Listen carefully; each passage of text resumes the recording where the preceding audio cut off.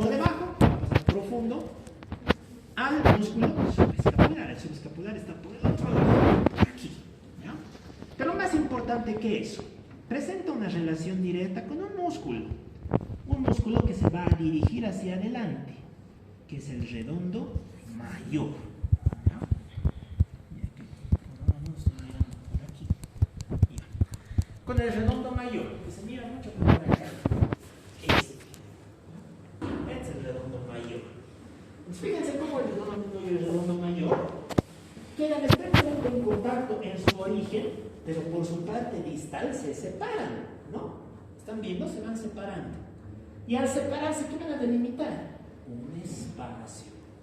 Ese espacio está entre el húmero, este es el húmero, y está entre la escápula. Ese espacio se conoce como el espacio escapulo-humeral, o mejor conocido como el triángulo de los redondos. Este es el triángulo de los redondos. Lo vamos a dar un poquitito grande, por favor. Se vea bien el triángulo. Espacio bien importante. Ahorita vamos a desglosar sus partes cuando hablemos del redondo mayor. ¿Ya? Eso lo voy a rotar para que lo veamos de abajo. Eso, súper, belleza. Era el redondo menor, redondo mayor, triángulo. Triángulo de los redondos. Fíjense que el triángulo de los redondos está atravesado por un tendón. Es el tendón de la cabeza larga del tríceps, el cual lo va a dividir en otros dos espacios. Un espacio triangular y un espacio cuadrangular. Espacio axilar lateral, espacio axilar medial. Ahorita vamos a hablar de eso. Finalmente, sus facciones, lo mismo. Abductor y rotador lateral. Bien, hablamos ahora del redondo mayor. El redondo mayor es un músculo que se encuentra inmediatamente por debajo. ¿Dónde nace el redondo mayor? Sensación proximal y distal. En la cabeza del húmero, la distal. En el tubérculo. No, inserción proximal.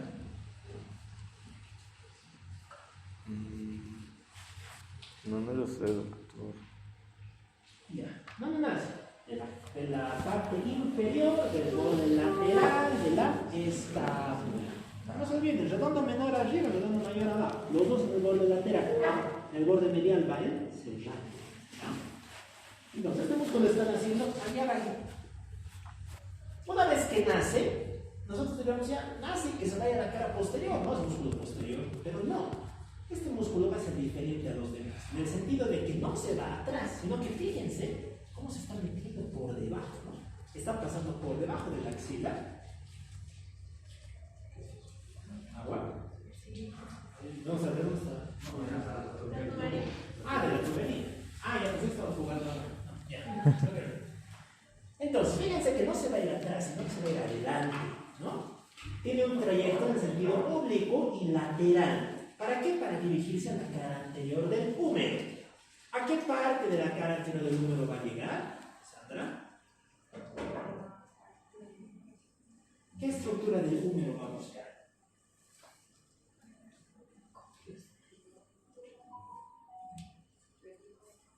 No.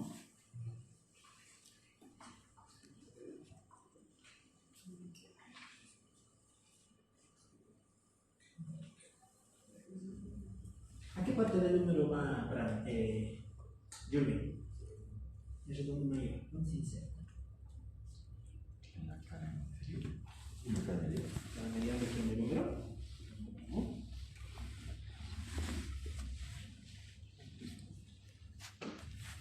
¿Qué crees? No. En el reborde medial o menor del surco intertubercular. ¿Ya? Va a ir al surco intertubercular. No a su fondo, a su límite, a su borde medial. ¿Ya? Ahí es donde va a insertarse. Ya, ¿qué más? Los triángulos redondos. Los que vamos a ya, lo vamos a escribir ahorita. Entonces, como les indicaba, aquí nos queda un espacio triangular, triángulo de los redondos. Ese espacio está subdividido en dos: un espacio triangular y un espacio cuadrangular.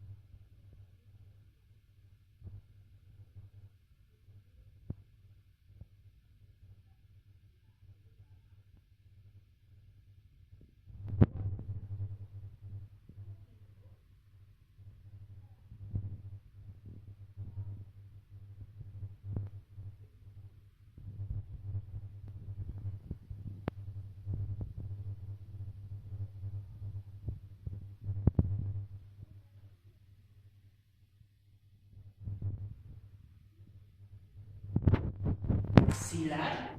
Ya te confirmo.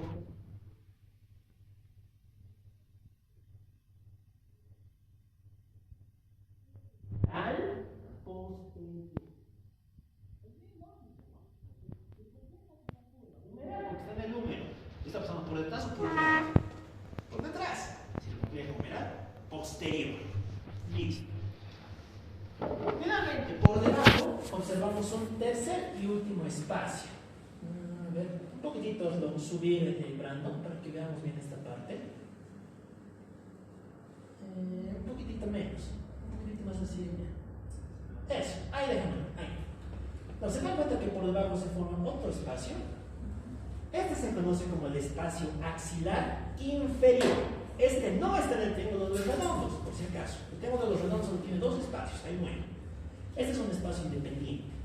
Este se conoce como espacio axilar inferior, también conocido como el triángulo número tricipital. O también conocido como el triángulo de Avelino Gutiérrez. Triángulo de Avelino Gutiérrez. Este. ¿Qué va a pasar por ahí? Un nervio. Este nervio. ¿Qué nervio es el que va a bajar por el canal de torsión del número? El nervio. No. El nervio radial. Fíjense cómo el nervio radial, como hemos visto en osteología, quiere ir por el canal de torsión. Y para llegar al canal de torsión, ¿qué tiene que hacer? Pasar por este espacio. Por el triángulo de Avelino Gutiérrez solo pasa el nervio radial y pasa una arteria más, la arteria braquial profunda. Y justamente los dos, como son amiguitos, van a pasar también por el surco del nervio radial. Los dos. Van a ir de la manito. ¿Ya? Ok. ¿Está claro? Esos son los espacios. Ya. ¿Qué más? Redondo mayor, funciones. ¿Qué falta? ¿Qué crees que hace el redondo mayor? Abducir. ¿Ah? Abducir. Abducir. Abductor. ¿Abductor? ¿Aductor o abductor? Aductor. Es aductor, exacto. ¿Por qué? Porque está mandando el gancho adelante. Y cuando no lo está llevando atrás, no está llevando adelante. Y cuando se contraiga, cuando tire, ¿qué va a hacer? Lo va a traer hacia aquí, hacia el músculo aductor. Es un músculo aductor, por si acaso. Ya, finalmente, aquí encontramos este musculote. Estamos viendo acá. Ese es el dorsal ancho. El latísimo del dorso, o latísimo dorso. El latísimo dorso es un músculo gigante. A ver, haz de clic en el dorsal ancho, ¿no? Sí, vámonos aquí, donde está la paletita. Este músculo presenta una inserción no propiamente en el miembro superior, sino en su parte dorsal. ¿De dónde nace? De las apófisis espinosas, de las últimas 6 torácicas, de las 5 lumbares, de la cresta sacromedia y del tercio posterior de la cresta ilíaca. ¿Dónde está todo eso? Ya viste el esqueleto del tórax, entonces la sacro también. Esto es anatomía 1. Entonces, todas estas son las apófisis espinosas, ¿no? Nacen de las últimas 6 torácicas, de las 5 lumbares. Aquí abajo este hueso, ¿cuál es? El sacro, ¿no? El sacro presenta en su parte media una cresta, la cresta sacromedia. De ahí también nace. Esta curvatura que estamos viendo aquí es el ilíaco. Esto lo vamos a describir en los de miembro inferior. Pero el ilíaco presenta aquí arriba una curvatura. Esta se conoce como la cresta ilíaca. Lo pueden palpar, lo que todo el mundo se prueba cuando va a comprarse jeans. Esa es la cresta ilíaca. Y la cresta ilíaca en su tercio posterior va a ser lo que origina también al músculo. De todos esos puntos, fíjense cómo sale un músculo súper grande, aplanado, ancho, en sentido lateral, el cual está también conformado por 2 clases de fibras transversales, las superiores, y fibras oblicuas o ascendentes, las inferiores. Estas dos van a venir a terminar en forma de un grueso tendón, el cual pasa por debajo del ángulo de la escápula está por aquí. Y una vez que pasan por ese nivel, ¿qué van a hacer? Fíjense que las fibras sufren una suerte de torsión, como que se tuercen, ¿no ven? De ese modo, las fibras inferiores se hacen superiores, las fibras superiores se hacen inferiores. Y una vez que ha hecho ese giro, ese vuelco, va a ir a insertarse en un punto en el húmero. ¿En qué punto es, Jesús? ¿Dónde se inserta?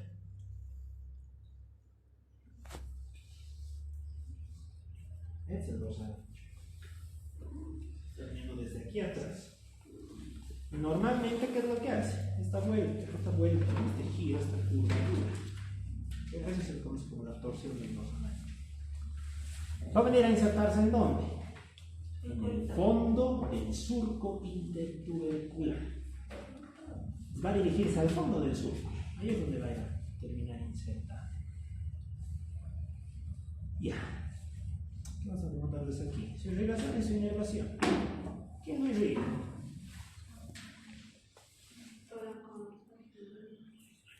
La arteria toracodorsal, ya.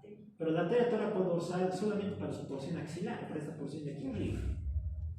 La toracodorsal no llega hasta aquí abajo, ¿no? Si no, sería toracodorsal, sería muy bajo. Aquí abajo lo van a irrigar unos ramos intercostales posteriores. Su inervación corre a cargo del nervio toracodorsal. Aquí sí es solo el nervio toracodorsal. Finalmente, sus relaciones. Del dorsal ancho hay que conocer dos cosas. La primera, su músculo dorsal, superficial. Y a nivel de su inserción inferior, ¿qué va a delimitar? Un triángulo. Nos saldremos de aquí, ¿no? Eso, clic. Ya. Ahora, ¿cómo le hacemos menos zoom? Verán de aquí, esta barrita, disminuir. No, aquí abajo la barrita. Esta línea. Eso, clic. Eso, menos. Listo, suficiente. Entonces, fíjense que aquí está el dorsal ancho, ¿no? Este músculo que está por delante es el oblicuo externo. Es un músculo del abdomen, el oblicuo externo. En la inserción del dorsal ancho y del oblicuo externo, junto con la cresta ilíaca, aquí encontramos un triángulo. Ese se conoce como el triángulo lumbar inferior o triángulo de Petit. Triángulo de Petit. Importante, ¿por qué? Porque en ese punto no hay músculos, por eso son espacios. Y como no hay músculos, por ahí es por donde suelen haber hernias lumbares. Segunda cosa que hay que saber, este músculo en su inserción superior va a pasar por la parte posterior de la axila y al transcurrir por allí va a ser parte de la pared posterior de la fosa axilar, del cuerpo axilar. Ya, listo. Por último, sus acciones. ¿Qué va a hacer este músculo?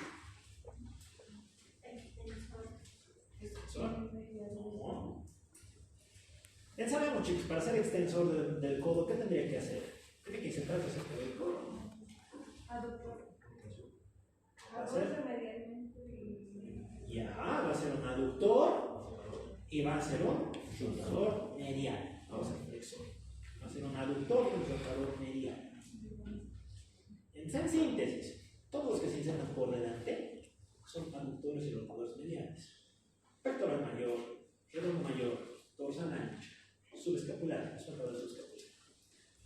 Todos los que se sacan por detrás son abductores y rotadores laterales, excepto el supraespinoso, que es solo abductor. Listo. Hablaremos ahora del subescapular. El subescapular es el último músculo de este grupo posterior. ¿El subescapular dónde se inserta? ¿Qué parte de la flor subescapular? Este parece que es el pectoral.